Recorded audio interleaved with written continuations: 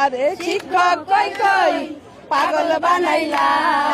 অল্প টাকায় মোদের দিয়া অনেক কাম করাইলা তোমরা অল্প টাকায় মোদের দিয়া অনেক কাম করাইলা ডাকো ভোটার করতে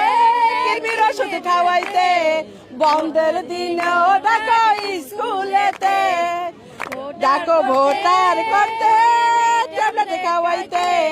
বন্ধের দিনও ডাকো স্কুলেতে যত দিবস গুলো সব পালন করাইলা যত দিবস আছে সব পালন করাইলা